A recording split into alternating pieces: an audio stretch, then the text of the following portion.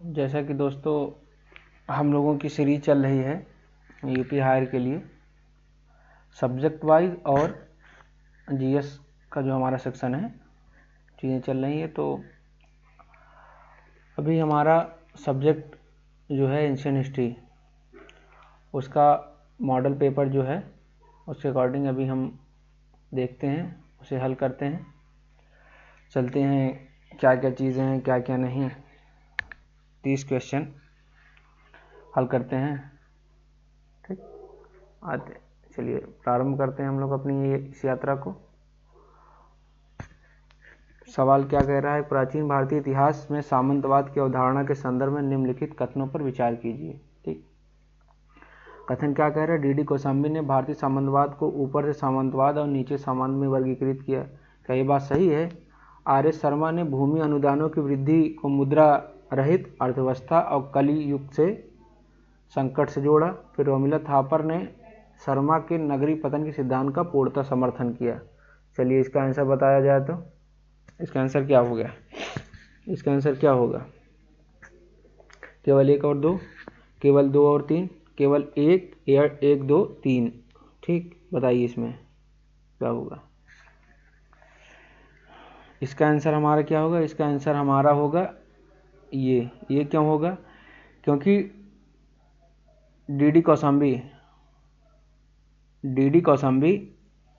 ये मार्क्सवादी इतिहासकार माने जाते हैं। कौन से? पहले एक चीज़ बता दें, मार्क्सवादी इतिहासकार, ठीक, मार्क्सवादी इतिहासकार हैं।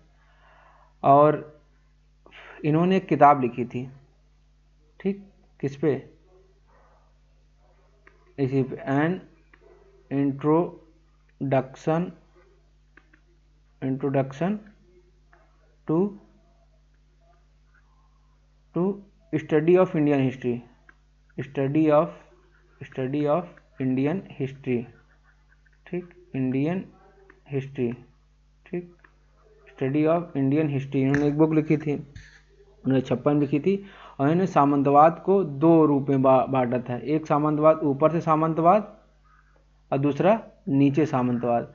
तो हमारा ऑप्शन नंबर 1 तो सही हो रहा है। फिर दूसरा ऑप्शन क्या कह रहा है?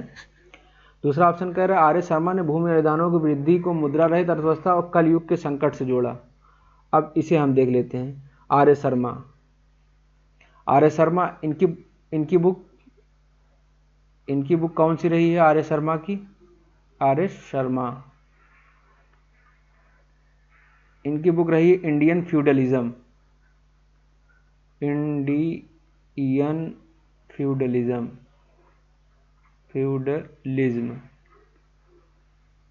इनकी बुक का नाम है इंडियन फ्यूडल। ठीक, इन्होंने तर्क दिया अपने बुक में कि पूर्व मध्यकाल में गुप्त काल के पतन के पश्चात मुद्रा उपयोग में भारी कमी आई, जिससे अधिकारियों पुजारियों को वेतन के बदले भूमि दान देना पड़ा। उन्होंने इसे कलयुग के संकट से जोड़ा, जो वर्ण संकरता और सामाजिक विद्रोह का प्रतीक था। तो हमारा ये भी ऑप्शन सही है। फिर क्या तीसरा ऑप्शन क्या है? मतलब कि रोमिला थापर ने शर्मा के नगरी पतन का पूर्णतः सिद्धांत का समर्थन किया। क्या किया था उन्होंने? ठीक, रोमिला थापर ने यद्यपि आर्थिक इतिहास पर गहरा काम किया, किंतु उन्होंने कभी मौर्य साम्राज्य के पतन के सामंतीकरण को मुख्य कारण नहीं माना, बल्कि वे अति केंद्रीकरण। क्या कहती हैं ये रोमिला थापर? क्या कहती हैं रोमिला थापर ने क्या कहा? थापर ने अति केंद्रीकरण कहा है। अति केंद्रीकरण के कारण पतन हुआ था। ठीक, अति केंद्रीकरण पतन माना था, जो कि ये ऑप्शन हमारा गलत है। तो हमारा कौन सा सही है? 1 और 2 सही है। ठीक, आते हैं क्वेश्चन नंबर अपने 2 पे। 2 हमारे क्या कहता है, सिंधु सभ्यता के पुरातात्विक स्थलों के संदर्भ में कौन से कथन सही है? जैसे भिड़ाना सबसे प्राचीन हड़प्पा स्थल, नक्काशी कार्यशाला साक्ष्य यहाँ मिले। दूसरा क्या कहते हैं, अल्लादीनो 1% विशिष्ट काले और लाल मृदभांड वहाँ मिलते हैं। धौलावीरा रेत बजरी और चारकोल आधारित निस्पंदन तकनीक। चलिए इसका आंसर बताइए, क्या इसका आंसर है? इसका आंसर बताया जाए तो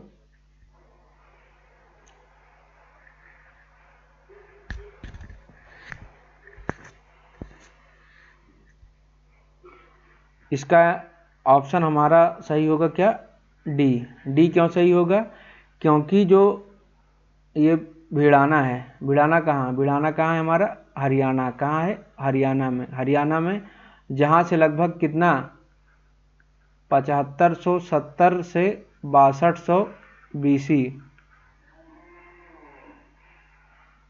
का सबसे प्राचीन स्थल खोजा गया, सबसे प्राचीन स्थल खोजा गया है, प्राचीन स्थल खोजा गया है, ठीक, खोजा गया है, ठीक, प्राचीन स्थल खोजा गया है।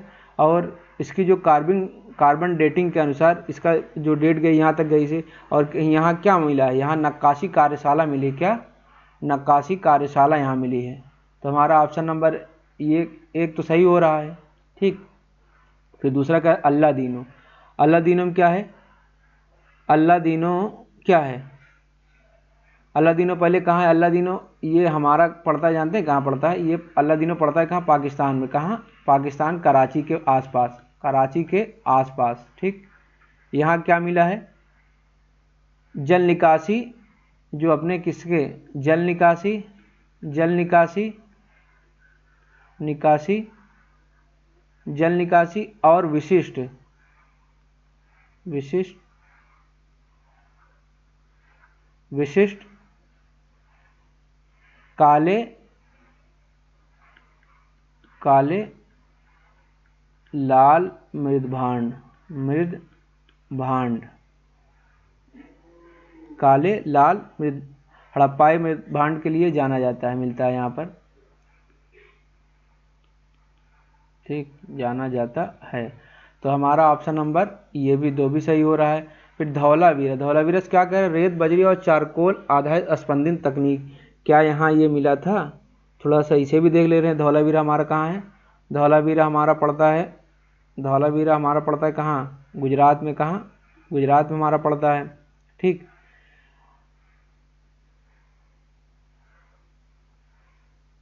यहाँ पर क्या मिलते हैं, उत्कृष्ट जल संरक्षण टैंक, उत्कृष्ट, उत्कृष्ट, उत्कृष्ट जल संरक्षण टैंक मिलते हैं। कहाँ, जल संरक्षण टैंक हमें यहाँ मिलाई दिखाई देते हैं, ठीक है। और उसके बाद वाटर फिल्ट्रेशन जिसे कहते हैं, चारकोल आधारित निस्पंदन, जो वाटर फिल्ट्रेशन इसे बोलते हैं, क्या चीज़, water filtration, water filtration, filtration इसे बोला जाता है, ठीक, इसे वाटर फिल्ट्रेशन बोला जाता है, जो पूरी दुनिया में इसके लिए विश्वविख्यात है। तो हमारा ऑप्शन नंबर तीनों क्या चीज़, तीनों सही होते हैं। तो इसमें ऑप्शन नंबर क्या, 1 2 3 तीनों सही हैं, ठीक। फिर क्वेश्चन नंबर हम आते हैं 3 पे। 3 हमारा क्या कह रहा है, 3 कह रहा है उत्तर वैदिक काल में वर्ण व्यवस्था ने जन्म आधारित एवं वंशानुगत स्वरूप ग्रहण कर लिया, क्या ये बात सही है। कारण उसका क्या दे रहा है, ऋग्वेद के 10वें मंडल में पुरुष सूक्त में चारों वर्णों को की दैवी उत्पत्ति का सिद्धांत प्रस्तुत किया गया, जो ब्राह्मणवादी वर्चस्व को वैधानिक आधार देता है। ए आर दोनों सही है, ए आर ए की सही व्याख्या है, ए आर दोनों सत्य हैं, आर एक सही व्याख्या नहीं, ए सत्य आर सत्य है, ए असत्य है,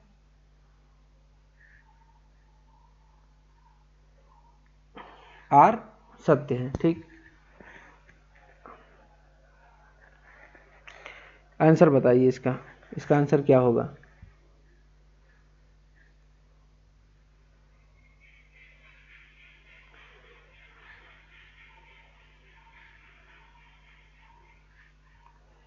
इसका हमारा आंसर होगा ए आर दोनों है, आर ए की सही व्याख्या है। क्यों, क्यों सही व्याख्या है,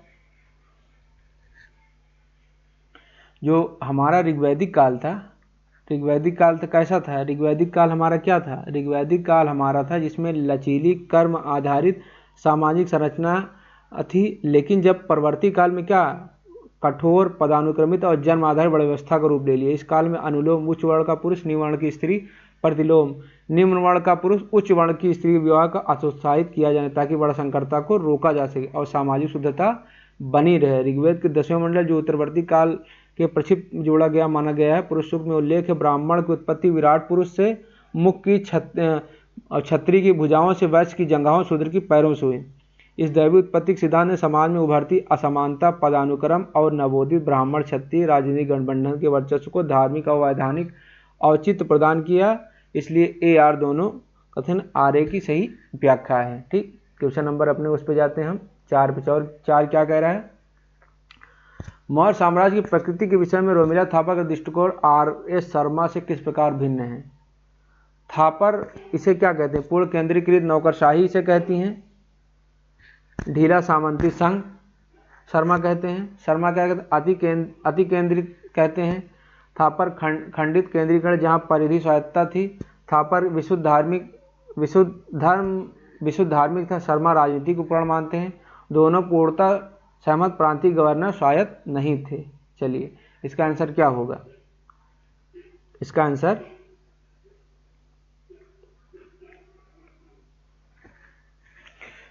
हमारा होगा बी। बी क्यों होगा? क्योंकि आर एस शर्मा जो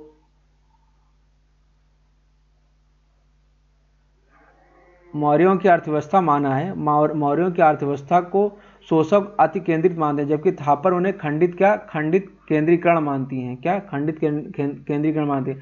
मौर्यकालीन राज्य की प्रकृति क्या है कि इसके बारे में यह है, आर्य शर्मा का मानना है कि मौर्य साम्राज्य अत्यधिक केंद्रीकृत नौकरशाही था, जहां राज्य का अर्थव्यवस्था कृषि उद्योग पर एकाधिकार था। अधिशेष का भारी शोषण उच्च कर प्रणाली के माध्यम से किया जाता था। इसके विपरीत रोमिला थापर ने अपने बाद के शोध कार्यों में संशोधनवादी दृष्टिकोण अपनाते हुए तर्क दिया, इतने विशाल भौगोलिक क्षेत्र अफगानिस्तान से मैसूर तक एक समान और कठोर नौकरशाही नियंत्रण तकनीकी रूप से संभव नहीं थी। उन्होंने खंडित केंद्रीकरण या मल्टीपल सेंटर ऑफ कंट्रोल की अवधारणा प्रस्तुत की।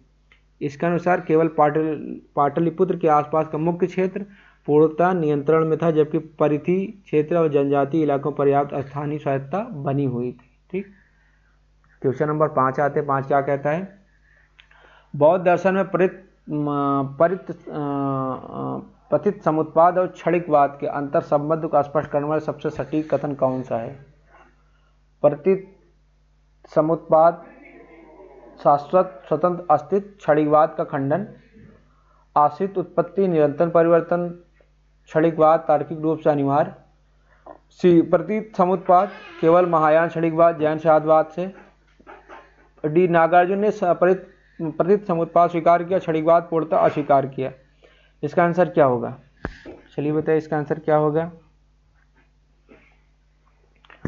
पहले तो इसका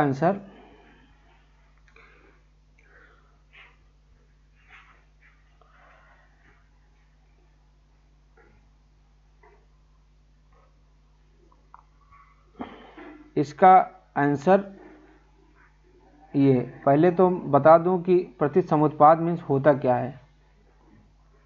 पतित समुत्पाद मीन्स होता है कि सभी वस्तुओं कारणों पर निर्भर हैं। किस पे हैं? इसका क्लियर हो, सभी वस्तुएं कारणों पर निर्भर हैं। इसका कारणों पर निर्भर हैं।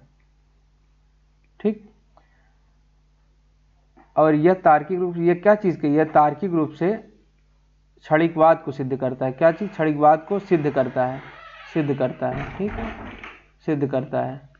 ठीक, और बौद्ध दर्शन की ज्ञान मीमांसा पतित समुत्पाद डिपेंडेंट ऑफ ऑर्गेनाइजेशन बौद्ध धर्म का मूल आधार केंद्रीय सिद्धांत है। इसका शाब्दिक अर्थ इसके होने से वह होता है यह कार्य कारण की अनंत और जटिल श्रृंखला, जिसका तात्पर्य किसी वस्तु का कोई स्वतंत्र शाश्वत अस्थायी अस्तित्व नहीं है। यदि प्रत्येक वस्तु अन्य कारकों पर निर्भर होकर उत्पन्न होती है, तो जैसे ही अंतर्निहित कारक बदलते हैं वह वस्तु भी तुरंत समाप्त या परिवर्तित हो जाती है। इस प्रकार कोई भी वस्तु जो क्षणों तक एक समान नहीं रह सकती। इसी तार्किक निष्कर्ष से क्षणिकवाद का जन्म हुआ, जो स्थापित करता है ब्रह्मांड का प्रत्येक वस्तु यहाँ तक कि चेतना क्षणभंगुर है। ठीक,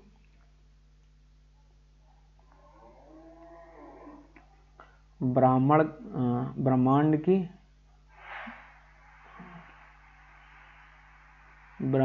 की चेतना क्षणभंगुर है। क्या है? क्षणभंगुर है। ठीक, क्षणभंगुर है। जो स्थापित करता है ब्रह्मांड की प्रत्येक वस्तु यहाँ तक कि चेतना क्षणभंगुर, अतः ठीक यही जो है इसका आंसर सही है। ठीक, क्वेश्चन नंबर 6 क्या कह रहे हैं, परांतक प्रथम के उत्तर मेरु अभिलेख के संदर्भ में क्या कहा गया, कुडाबुलाई प्रणाली से वरीयम समितियों के चुनाव का विस्तृत विवरण हमें मिलता है। संपत्ति स्वामित्व ज्ञान और नैतिक चरित्र की अनिवार्य शर्तों के बारे में उल्लेख इसमें मिलता है। चोल सैन्य अभियानों और व्यापारिक श्रेणियों के कराधान का प्राथमिक स्रोत है। क्वेश्चन नंबर 6 क्या है, केवल एक और दो, केवल 2 और 3, केवल 1, 2 और 3, क्या इसका आंसर है, चलिए बताइए।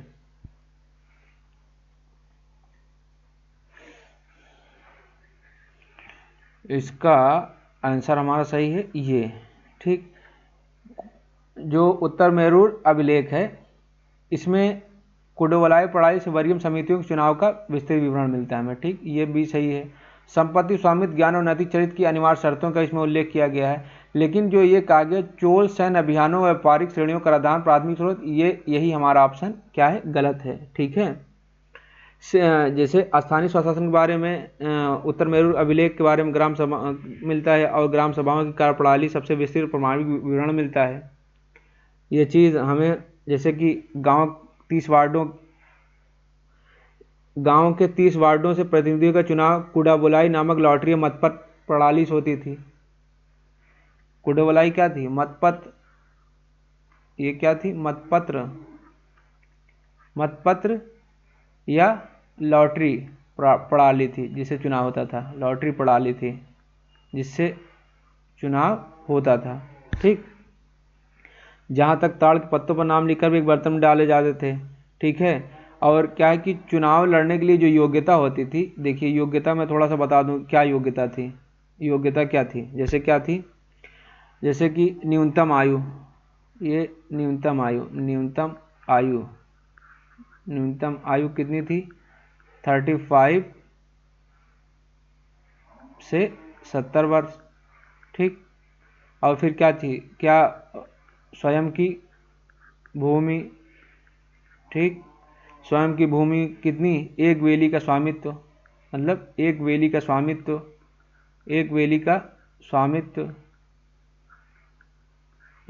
स्वामित्व उसके पास हो। ठीक, स्वयं का घर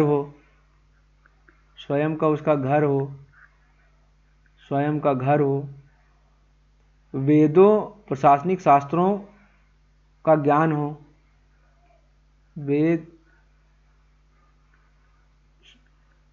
शास्त्र प्रशासन का ज्ञान।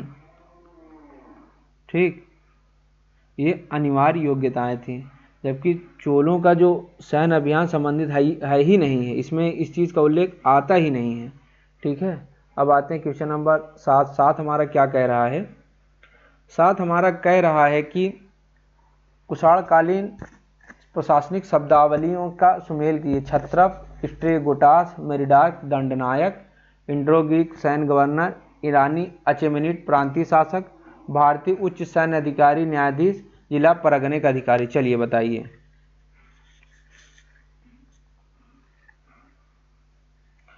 क्षत्रप, इसका आंसर हमारा होगा ये, कैसे, गवर्नर, इंडो ग्रीक गवर्नर, नहीं, सॉरी, हाँ, प्रांतीय शासक, ठीक, प्रांतीय शासक, बी कवन,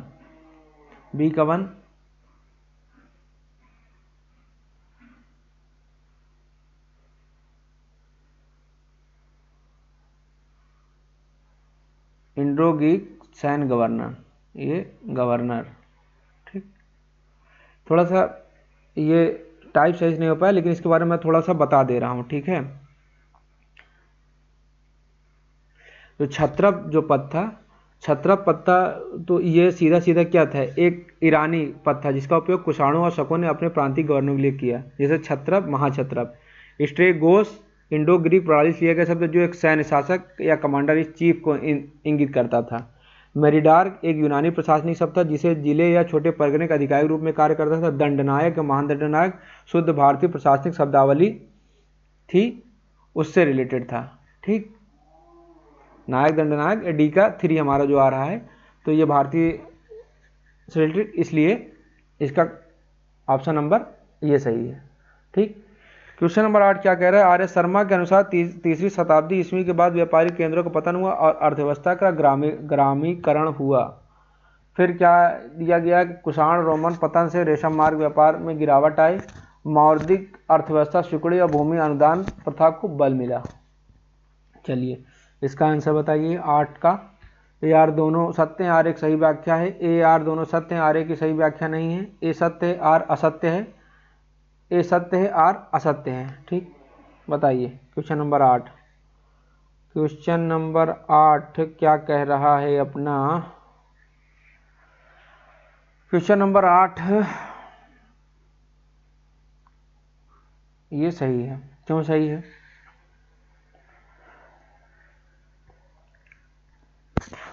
नगरी पतन का सिद्धांत आर्य शर्मा की महत्वपूर्ण पुस्तक अर्बन डिके इन इंडिया के पुरातात्विक साक्ष्यों के आधार पर इस बात पर समर्थन करती है गुप्त काल के बाद भारत में शहरीकरण गति में गिरावट आई। ठीक, ये बात तो सही है, कथन तो ये सही हो गया। कारण उन्होंने क्या दिया है? कारण क्या दिया है? कई पुराने, इसका एग्जाम्पल दिया हुआ है उन्होंने, क्या है कि जैसे पुराने नगर थे कौशाम्बी, वैशाली, श्रावस्ती उजाड़ हो गए या कृषि प्रधान गांव में बदल गए। इस नगरी पतन का मुख्य कारण रोज साम्राज्य के पतन और कुषाण शक्ति के क्षीण होने का लंबी दूरी व्यापार का अवरुद्ध होना था। व्यापार में भारी गिरावट कर मौद्रिक अर्थव्यवस्था सिकुड़ गई। जब राज्य के पास प्रशासनिक अधिकारियों पुजारी को नकद देने के लिए सिक्कों का अभाव हो गया तो उन्होंने वेतन के बदले भूमि अनुदान देना शुरू कर दिया, जिससे अंततः भारत में सामंतवाद को जन्म दिया। ठीक, समझ में आ गई ना? ये दोनों व्याख्या करते हैं। ठीक, आते हैं क्वेश्चन नंबर 9 क्या कर रहे हैं? 9 कह रहा है कि निम्नलिखित उनके ऐतिहासिक उद्भव उनके कार्यक्रम में व्यवस्थित कीजिए। आहत मुद्रा सिक्के, इंडो ग्रीक द्विभाषिक सिक्के, कुषाण गुप्त दीनार, कुषाण उच्च शुद्धता स्वर्ण सिक्के, गधैया, सासानी प्रभाव, पूर्व मध्यकालीन सिक्के। चलिए इसका सही पदानुक्रम करिए।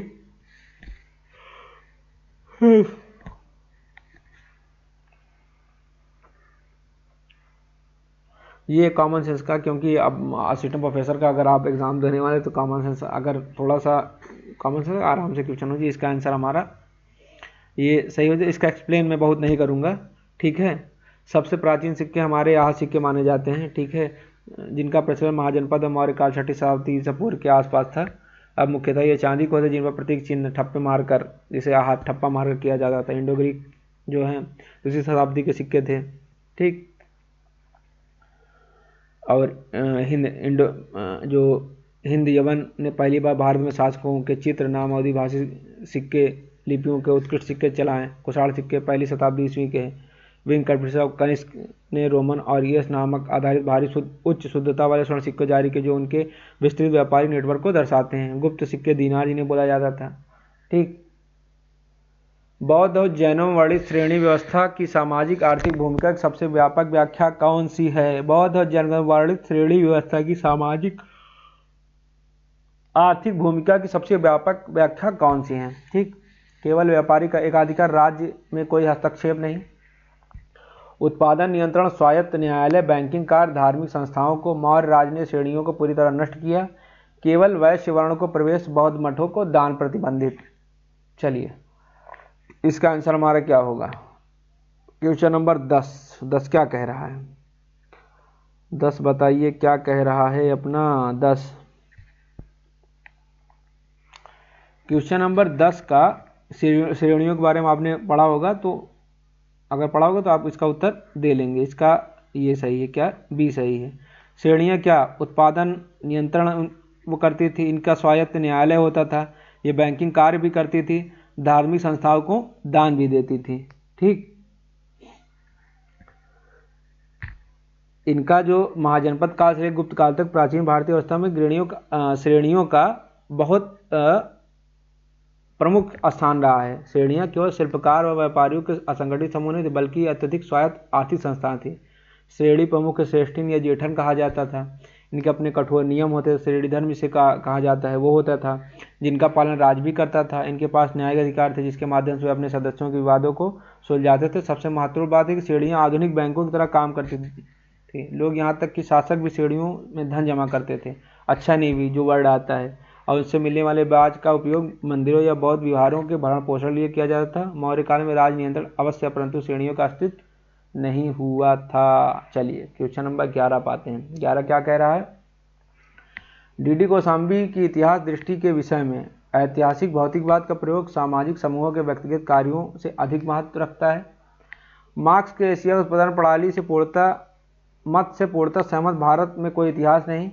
भक्ति आंदोलन को सामंती समाज की विचारधारा के रूप में विश्लेषण किया। चलिए 1 और 2 सही है, 1 और 3,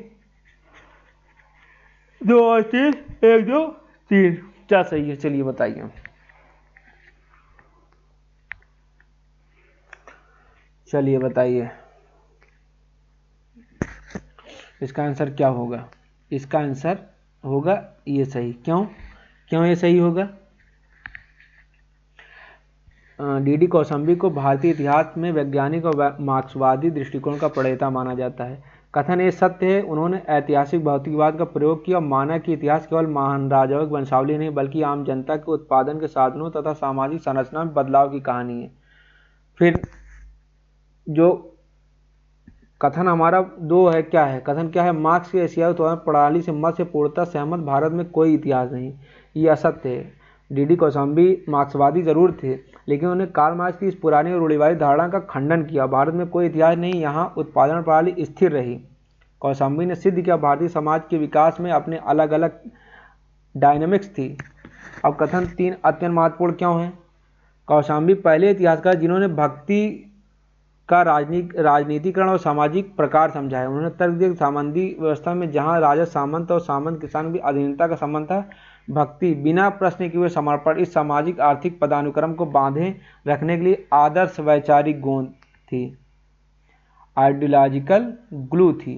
ठीक, उन्होंने इस बात को उल्लेख किया है। तो हमारा 1 और 3 सही है। ठीक, इससे वो सहमत नहीं थे। अब आते हैं क्वेश्चन नंबर 12। 12 क्या करें? चोलकालीन ग्राम प्रशासन उर और सभा के बीच बुनियादी संस्थागत अंतर क्या था? चलिए क्वेश्चन नंबर 12। उर व्यापारी शिल्पकार सभा थी, सभा सैनिकों की प्रशासनिक इकाई थी। उर गैर ब्राह्मण गांवों की सामान्य सभा, सभा ब्रह्मदेव गांवों की विशिष्ट समिति आधारित सभा थी। सभा सम्राट द्वारा मनोनीत उर कुडाबुलाई से चुने गए थे। उर मंदिर रखरखाव काम करती थी, सभा केवल कर वसूलती थी। चलिए इसका आंसर क्या होगा? इसका आंसर क्या होगा? पढ़े होंगे तो आंसर आप दे लेंगे आराम से। इसका आंसर हमारा क्या होगा? बी। क्या होगा आंसर? बी, क्योंकि उर गैर ब्राह्मणों किसान गांवों की समान सभा, जबकि सभा ब्रह्मदेव गांवों की सभा थी। ठीक, और अपना चोल जो स्थानीय स्वशासन जो उनका था, बहुत इन सब चीज़ों से उनकी विशेषता दिखाई देती। चोल साम्राज्य में प्रशासन विकेंद्रीकरण को दर्शाने वाली 2 प्रमुख संस्थाएं कौन थी? उर और सभा या महासभा थी। उर सामान्य कृषि प्रधान गांवों जहां कृषि पर मुख्य रूप से गैर ब्राह्मण किसानों का अधिकार था। स्थानीय अपेक्षाकृत अनौपचारिक सभा होती थी। इसके विपरीत सभा उन विशिष्ट गाँवों में पाई जाती जिन्हें राजा द्वारा ब्राह्मणों को कर मुक्त भूमि रूप में दान दिया गया। ब्रह्मदेव अग्रहार सभा का स्वरूप कहीं अधिक संगठित था और विभिन्न वरीयम समितियों के माध्यम से काम करते, जैसे एरी वरीयम अपनी थी, तालाब समिति, त्वट वरीयम उद्यान समिति थी। अब कुडोवलाई प्रणाली मुख्य रूप से इन्हीं सभाओं का चुनाव करती थी। क्या हमारा ऑप्शन नंबर क्या सही है? बी सही है। ठीक,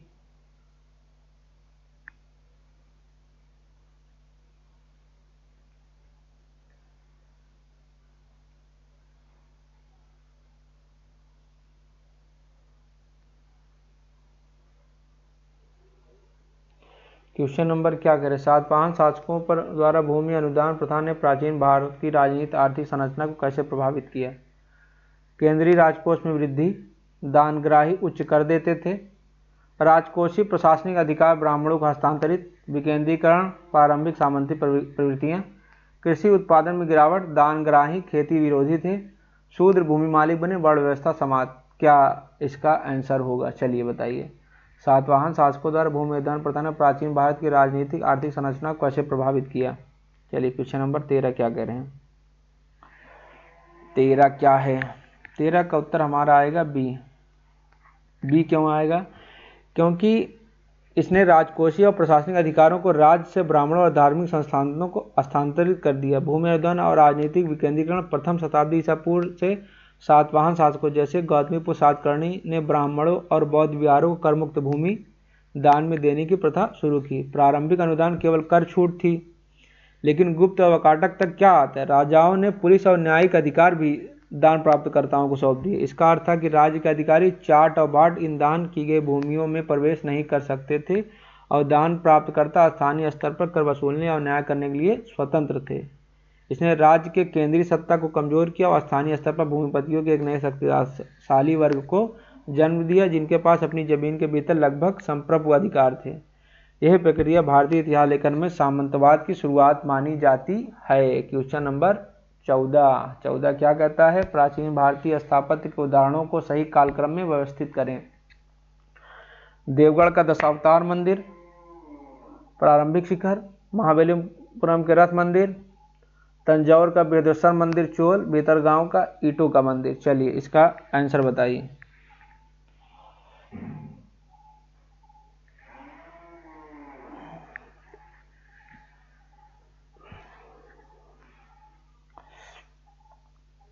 चलिए इसका आंसर हमारा होगा क्या, इसका आंसर ये होगा। क्यों ये होगा, कानपुर का जो ये भीतरगांव का मंदिर था ये किस, ये 5वीं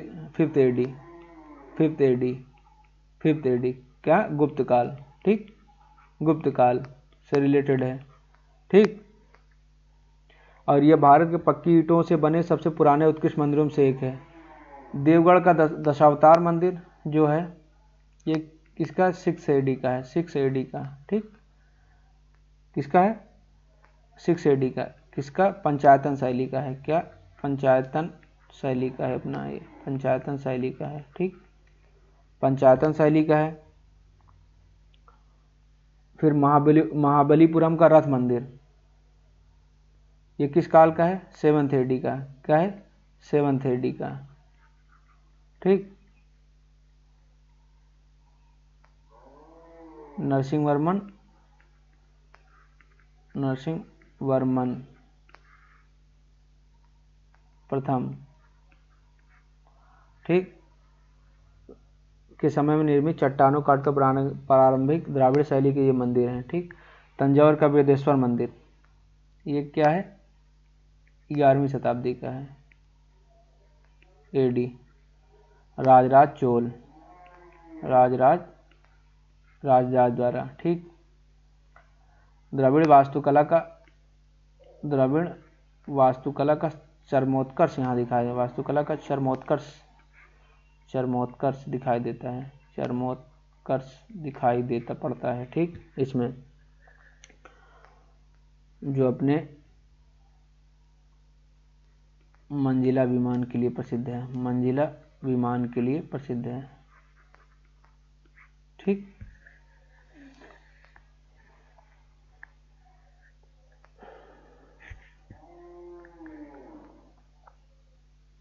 क्वेश्चन नंबर हमारा 15 क्या कहता है, दार्शनिक सिद्धांत और उनके संप्रदाय विचारों को सुमेलित कीजिए। चलिए बताइए। क्वेश्चन नंबर 15 क्या है, चलिए अद्वैत सिद्धांत के प्रवर्तक कौन रहे हैं। चलिए अद्वैत के कौन हैं हमारे, अद्वैत के हमारे कौन हैं, एक का कौन, शंकराचार्य, ठीक। अद्वैत कौन, शंकराचार्य का कब थे, 8th AD में, 8वीं शताब्दी में, ठीक।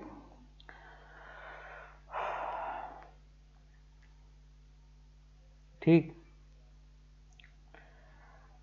विशिष्टाद्वैत ये किससे रिलेटेड है, ये रामानुजाचार्य से, किससे है, रामानुजाचार्य कब है, 11th AD के, ये कब है, 11th AD के। और अनेकांतवाद और प्रतीत समुत्पाद किससे रिलेटेड है, अनेकांतवाद किससे रिलेटेड है? अनेकांतवाद अपना आता है किससे? जैन धर्म से। किससे? जैन धर्म से। अब पतित समुत्पाद आता है अपना किससे? बौद्ध धर्म से। तो हमारा ऑप्शन नंबर क्या सही है इसमें? देखिए, ए का 2, बी का 1, सी का 4, मतलब ऑप्शन नंबर 1 सही है। ये क्या? 1 सही है। ठीक। क्वेश्चन नंबर 16 क्या है? निम्नलिखित विदेशी यात्रियों को उनके भारत आगमन के कालक्रम में व्यवस्थित कीजिए। फाहियान, वेनसांग, मेगास्थनीज, अल्बरूनी। ठीक, कौन पहले आया है? कॉमन सेंस क्वेश्चन है, आराम से लगा लेंगे। पहले हमारा कौन आता है? पहले 3 नंबर कौन? मेगास्थनीज। ये मेगास्थनीज आते हैं। फिर दूसरे पे कौन आते हैं? दूसरे पे फाहियान आता है। फाहियान किसके काल में आता है? गुप्त काल में। ये हर्ष के काल में रहता है। ये उसके साथ महमूद गजनवी के साथ आता है। महमूद गजनवी के साथ। ठीक, तो हमारा इसका ऑप्शन नंबर ये। ठीक, क्वेश्चन नंबर 17 प्रागैतिहासिक हड़प्पा सभ्यता के पतन कालों संदर्भ में आधुनिक पुरातात्विक व वैज्ञानिक विमर्श किस मत को सर्वाधिक प्रमाणित मानता है? मार्टिन व्हीलर का आर्य आक्रमण सिद्धांत, नरकंकाल नरसंहार, या फिर जलवायु परिवर्तन, मानसून विफलता, टेक्टोनिक विक्षोभ और घग्गर हाकरा के सूखने जैसे पारिस्थितिक कारण, सुमेरियन सैन्य उपकरण और व्यापारिक नाकेबंदी, यह एक वैश्विक महामारी जिसने एक वर्ष में जनसंख्या नष्ट की। चलिए, इसका आंसर क्या होगा? Question number 16। क्वेश्चन नंबर 16 क्या कहता है?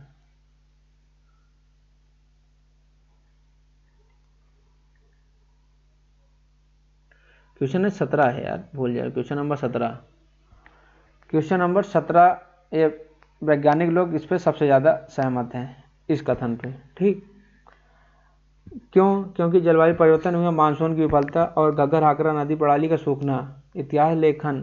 ठीक है, जैसे व्हीलर ने आर्य आक्रमण सिद्धांत दिया को हड़प्पा सभ्यता पतन का मुख्य कारण माना। उन्होंने मोहनजोदड़ो मिले नरकंकाल और ऋग्वेद में इंद्र को पुरंदर किलो को नष्ट करने वाला कहे जाने वाला अपना आधार बनाया। हालांकि आधुनिक जो पुरातात्विक साक्ष्य हैं, कार्बन डेटिंग और पेलियो बॉटनी के अनुसार हड़प्पा सभ्यता का पतन किसी अचानक घटना या विदेशी सैन्य आक्रमण परिणाम नहीं था। जैसे विद्वान थे जॉर्ज डेल्स, रॉबर्ट राइक्स और अमलन घोष जैसे विद्वान ने सिद्ध किया, इसका क्रमिक पतन हुआ, मतलब कि धीरे धीरे पतन हुआ। इसका मुख्य कारण पारिस्थितिक इकोलॉजिकल असंतुलन, टेक्टोनिक विक्षोभ, मानसून के पैटर्न में बदलाव, मुख्य रूप से घग्गर हाकरा सरस्वती नदी प्रणाली का सूखना, जिसने कृषि आधारित इस नगरीय सभ्यता के भरण पोषण की क्षमता को नष्ट कर दिया। ठीक, आते हैं 18 क्या कह रहा है? पूर्व वैदिक ऋग्वैदिक काल में राजा का पद पूरी तरीके से निरंकुश और वंशानुगत था। समिति सभा का कोई महत्व नहीं था। अभिकथन कारण क्या? ऋग्वैदिक व्यवस्था मुख्यतः पशुपालक थी, जहां गविष्ट गायों के लिए युद्ध का महत्व था। ए आर दोनों सत्य है, आर एक सही व्याख्या है। ए आर दोनों सत्य है, आर एक सही व्याख्या नहीं। ए सत्य है, आर असत्य है। डी ए असत्य है, आर सत्य। क्या इसका बताइए? इसका क्या है आंसर? इसका आंसर हमारा ये है। क्यों ये है भाई? आपने अगर पढ़ा होगा जो हमारा, इसे उस टाइम क्या इसमें क्या दिया? राजा पूरी तरीके से निरंकुश था। क्या ये चीज़ दिखाई देती ऋग्वैदिक काल में? नहीं दिखाई देती भाई। और वंशानुगत, ये चीज़ तो हमें दिखाई नहीं देती। ठीक, उसकी शक्ति समिति थी, ये सभा और समिति विदत जैसी कबीलाई परिषदों पर उसकी शक्ति उसी पर निर्भर होती थी। यह पद भी हमेशा वंशानुगत नहीं थे, कई बार समिति द्वारा राजा का चुनाव या अनुमोदन किया जाता था। कारण आड़ सत्य क्यों है? ऋग्वैदिक आर्यों की अर्थव्यवस्था मुख्य रूप से क्या थी? पशुचारण पर आधारित थी। भूमि का स्वामित्व अभी तक व्यक्तिगत नहीं हुआ था। गाय सबसे महत्वपूर्ण संपत्ति थी, और इसीलिए क्या? इसीलिए युद्ध होता था। ठीक, क्वेश्चन नंबर 19 क्या कहता है? कौटिल्य के अर्थात बड़े अध्यक्षों का प्रमुख कार्य क्या था? राजा के व्यक्तिगत अंगरक्षक, अंतःपुर रक्षक, 27 विभिन्न विभाग अधीक्षक, कृषि खनन वस्त्र व्यापार आदि का नियंत्रण, न्यायपालिका के सर्वोच्च न्यायाधीश, कंटक शोधन का विशेषाधिकार, विदेशी राजदूत, यवन राज्यों से कूटनीतिक संबंध। क्या इसका आंसर? कॉमन सेंस का क्वेश्चन है, आप लोग कर लेंगे इसे। इसका आंसर होगा बी।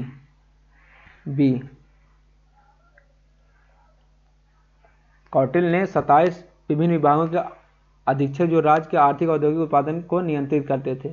मौर्यकालीन जो प्रशासनिक अर्थव्यवस्था थी, जो चाणक्य कहना था, मतलब इसमें सबसे बढ़िया चीज़ों का उल्लेख हमें दिखाई देता है। जैसे इसके अध्यक्ष कौन कौन थे, जैसे अगर आप याद करें, जैसे सीता अध्यक्ष कृषि और राज की भूमि का अधीक्षक होता था, पणया अध्यक्ष व्यापार का अधीक्षक होता था, आगरा अध्यक्ष खदानों का अधीक्षक होता था, सूत्रा अध्यक्ष वस्त्र निर्माण का अधीक्षक था। ये सब प्रमुख थे। ठीक, ये विस्तृत प्रणाली ये दर्शाती राज्य स्वयं एक सक्रिय उद्यमी था जो उत्पादन, मूल्य निर्धारण और बाजार के नियमन के प्रत्यक्ष रूप में भाग लेता था। ठीक, आर्य शर्मा ने जो बताया है कि केंद्रीकृत नौकरशाही या सेंट्रलाइज ब्यूरोक्रेटिक स्टेट था, कौन? मौर्य साम्राज्य। मथुरा और गांधार कला शैलियों के अंतर के संदर्भ में कौन सा कथन असत्य है? चलिए बताइए। गांधार नीले धूसर बलुआ पत्थर, मथुरा चित्तीदार लाल बलुआ पत्थर। गांधार हेलेनिस्टिक प्रभाव, मथुरा पूर्णतः स्वदेशी जड़ें। गांधार केवल बौद्ध मूर्तियां, मथुरा बौद्ध जैन और हिंदू तीनों।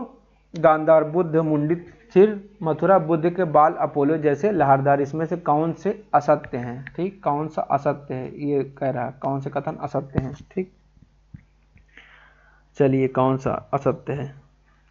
ये हमारा ये उल्टा कर दिया है। बुद्ध के मुंडित सिर ये हमें मिलते हैं इसमें मथुरा में, जबकि बुद्ध के अपोलो बाल किसमें? गांधार में मिलते हैं।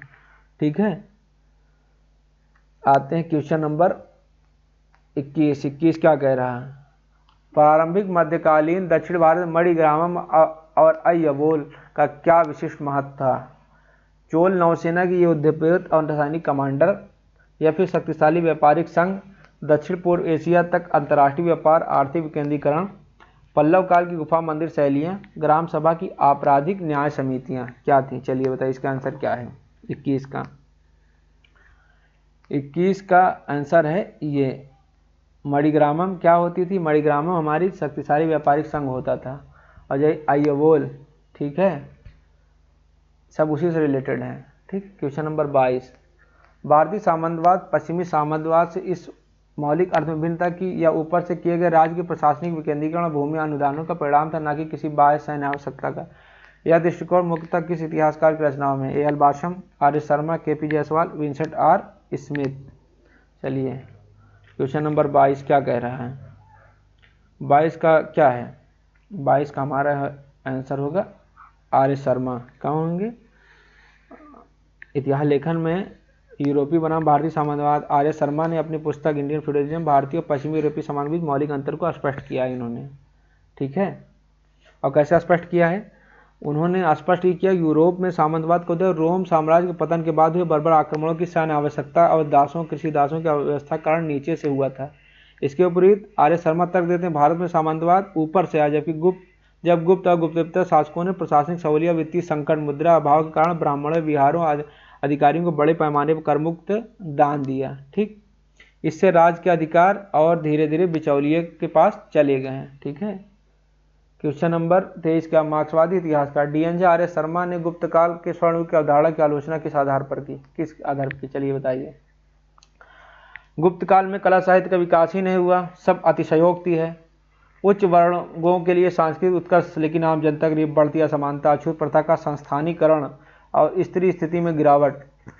या फिर सी, गुप्त काल में सोने के सिक्के बंद हो गए, आर्थिक दिवालियापन। या आर्यभट्ट और वराहमिहिर की वास्तव में मौर्य काल से संबंधित थे। चलिए इसमें कौन सा आधार पर उन्होंने वो किया है? ठीक, ये आंसर हमारा होगा ये। ठीक, आर्य शर्मा ने इसी आधार पर किया था। जैसे कि स्वर्ण की धारणा खंडन, जैसे आर.सी. मजूमदार भारत के गौरव सिद्ध करने के लिए गुप्त काल को स्वर्णयुग संज्ञा दी, जिसका आधार उत्कृष्ट साहित्य, कालिदास, वास्तुकला, विज्ञान, आर्यभट्ट, वराहमिहिर का विकास था। हालांकि डी.एन. झा और शर्मा मार्क्सवादी और संशोधनवादी इतिहासकारों ने इस दृष्टिकोण का अभिजात्यवादी एलिटिस्ट जिसे कि स्वर्णयुग केवल मुट्ठी भर कुलीन और शहरी वर्गों के लिए था। आम जनता, शूद्रों और महिलाओं के दृष्टिकोण देखें तो इस काल में अस्पृश्यता, अनटचेबिलिटी का संस्थागतीकरण हुआ। जैसा कि चीनी यात्री फायान ने चंडालों के बारे में लिखा है, महिलाओं की संपत्ति के अधिकारों से वंचित किया गया। सती प्रथा का पहला अभिलेखित साक्ष्य इस आधार पर उन्होंने तर्क दिया कि ये उच्च वर्गों के लिए था। कुषाणों ने भारत में राजनीतिक वैधता स्थापित करने के लिए कौन सी नवीन वैचारिक प्रणाली अपनाई? केवल बौद्ध धर्म को राजाश्रय, वेदों की सर्वोच्चता का खंडन किया उन्होंने। देवपुत्र उपाधि और देवकुल, राजवंशी मंदिर मूर्तियां दैवी शासन अधिकार का प्रतीक, प्रजातांत्रिक गणराज्यों के प्रतिनिधि, राजतंत्र समाज, अशोक के धर्म को सैन्य विस्तार का उपकरण बनाया। चलिए क्वेश्चन नंबर 24 क्या कह रहे हैं, आप पढ़ेंगे तो आपको ये चीज़ हमारा आता है। क्वेश्चन नंबर ये बी सही है। बी क्यों सही है? कुषाण मुख्यतः कहाँ से, कुषाण मुख्यतः कहाँ से थे? मध्य एशिया। कहाँ से? मध्य एशिया। मध्य एशिया से थे, मध्य एशिया से। कुषाणों ने चीनी परंपरा देवपुत्र की उपाधि धारण की, जो उन्हें आम मनुष्य के ऊपर स्थापित कर दी। इससे उन्होंने मार्ड मथुरा के पास और सुरकोटल अफगानिस्तान में देवकुल का निर्माण करवाया था, जहां मृत कुषाण राजाओं जैसे भीम, कठपुतली और कनिष्क की विशाल पाषाण मूर्तियां स्थापित की गई थी। ठीक, उनकी पूजा की गई। भारतीय इतिहास में एक सर्वदा नई अवधारणा है, जहाँ राजा को देवता के समतुल्य स्थापित कर जनता से पूर्ण राजनीतिक धार्मिक निष्ठा की मांग की गई। ठीक, क्वेश्चन नंबर 25 हमारा क्या कह रहा है? विदेशी यात्रियों के वृत्तांतों की विषय वस्तु सम्मिलित कीजिए। अभी देखो यार, मैंने किया है, फिर से कर देते हैं। ठीक, जैसे हमारा मेगास्थनीज मौर्य प्रशासन के बारे में बताता है। ठीक, पायान किसके बारे में बताता है? पायान गुप्त काल के बारे में बताता है। ठीक, वेनसांग किसके बारे में बताया है? वेनसांग बताता है किसके, बताता है, और डी आता है हमारा 2 में, तो ऑप्शन नंबर ये सही है। ठीक, क्वेश्चन नंबर, चलिए, तो कुल मिला के हमारा ये 25 क्वेश्चन था। तो दोस्तों ये हमारा समाप्त होता है ये सारी चीज़ें। तो इसके बाद हम लोग अपना मॉडल पेपर, फर्स्ट पेपर करेंगे। तो फिर मिलते हैं आपसे नए वीडियो में। आपके पास चीज़ें धीरे धीरे कंप्लीट होकर पहुंचती रहेंगी। आप अपनी तैयारी मजबूत कीजिए, बढ़िया से देखिए आप किस तरीके से क्वेश्चन कर पा रहे हैं, नहीं कर पा रहे हैं, देखिए, और लोगों से बताइए। अगर आपको मेरा वीडियो अच्छा लग रहा है, लाइक शेयर सब्सक्राइब कीजिए, बेल आइकन भी दबाइए, सपोर्ट कीजिए मुझे, जिससे मैं कि आपको बड़े स्तर पे किसी डिजिटल बोर्ड पे मिलूं, आपको एक्सप्लेन करते हुए बढ़िया से। चलिए फिर मिलते हैं दोस्तों आप लोगों से फिर से